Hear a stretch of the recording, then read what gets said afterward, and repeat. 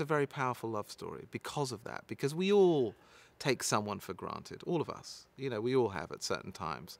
And then there are those moments where we wake up and we go, oh my God, this person has stood by me through all my rubbish that I put people through and all my stupidness and selfishness. And here they are, and my God, how blind I've been. And I think that that's a very a normal and universal human story, I think, you know, if we're being honest about it. And I hope that, if nothing else, this film is, you know, really an attempt to show human beings as they are.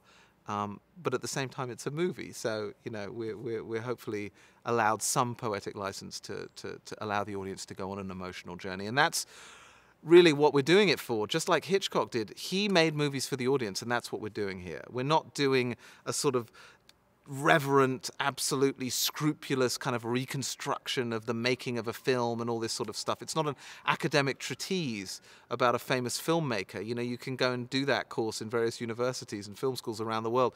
This is a portrait of an emotional relationship which has many ups and downs and contradictions and hopefully feels real to the audience. I mean, that's what we're trying to do. We're trying to entertain an audience, and I think that's how we're similar to a Hitchcock film. It was very clear that we didn't want an impersonator of Alfred Hitchcock. We wanted someone who, you know, it's Hitchcockian, but clearly I want the audience to feel it's Anthony Hopkins playing Alfred Hitchcock. So we discussed that right at the top.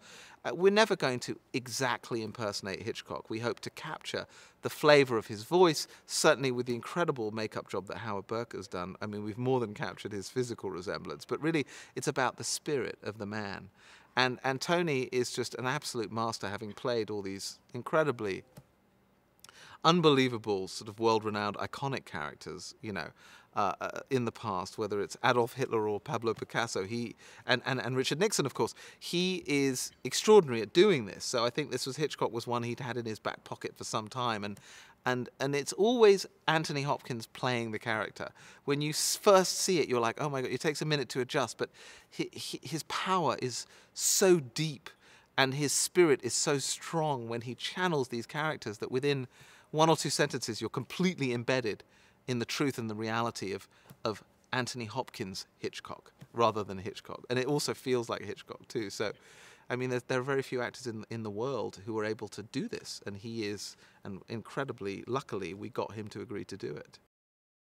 Well, I think it's ironic that this most powerful director in the world at this point had trouble getting people to back Psycho. They thought it was distasteful, they thought it was sort of low-budget drive-in movie trash, and they didn't understand why the great and grand Alfred Hitchcock would demean himself by doing such a sort of low-rent piece of material. And I think that just made him even more determined.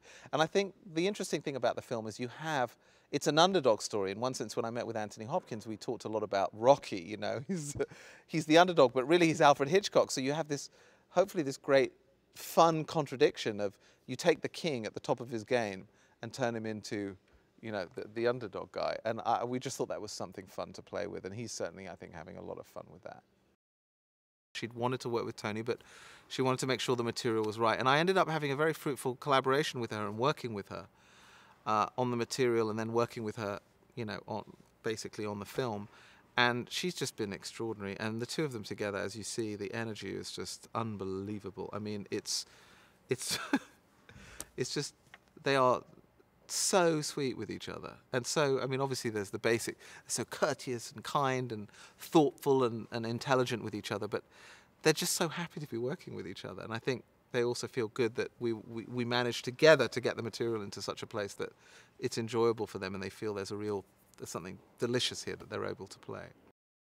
What's fascinating, what drew me to the Hitchcock story, was that we don't really know that much about him. He had this incredibly developed, very articulate persona, and he was very droll and throwaway and very dry, and he would never really give anything away. So his whole persona was based on an enigma. He was incredibly enigmatic. He betrayed nothing. So I think suddenly the idea of approaching, you know, someone who really didn't give any emotions out and do an emotional film about him, to me was fascinating. I thought, my God, what an interesting challenge. So I wasn't really thinking about biopics and where we are in the world. I was just focused on the character and the fact that I felt as an audience there was an opportunity for us to think it's one thing and then sort of evolve into something quite different. So I think Hitchcock, because he's so iconic, is obviously fascinating in and of himself. But the story that people don't know is the story of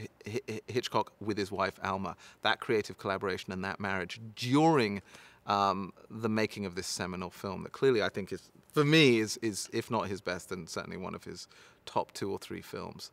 And I just found that really compelling. So I wasn't really thinking about the general context of biopics and, you know, looking back. It just so happened that I felt this was a unique opportunity to sort of peel back the curtain a little bit and look into this guy that we don't really know much about.